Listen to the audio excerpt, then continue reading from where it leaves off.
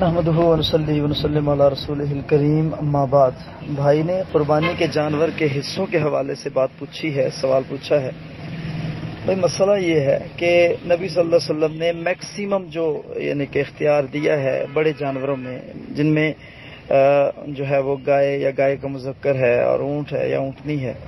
تو اونٹ یا اونٹنی میں 7 اور 10 حصے کیے جا سکتے ہیں، 7 بھی کیے جا سکتے ہیں، اس سے زیادہ 10 تک جایا جا سکتا ہے،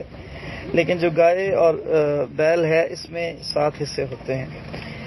اب سوال یہ ہے کہ اس میں پھر اکثر لوگ بتاتے ہیں کہ طاق ہونے چاہیے، جفت نہیں ہونے چاہیے، جبکہ ایسی کوئی حدیث نہیں ہے، اللہ کے نبی صلی اللہ علیہ وسلم نے 100 اونٹ ذبح کیے ہیں، تو اس میں نبی صلی اللہ علیہ وسلم نے حضرت علی رضی اللہ تعالیٰ عنہ کو اپنے ساتھ حصے دار بنایا ہے،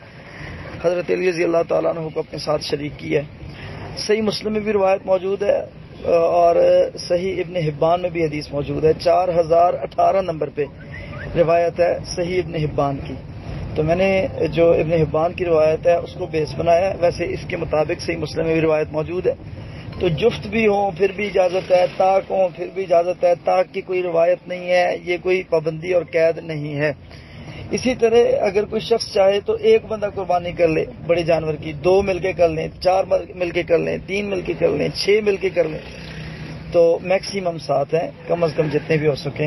ہیں، کوئی اس میں حرج والی بات نہیں ہے۔ جزاک اللہ۔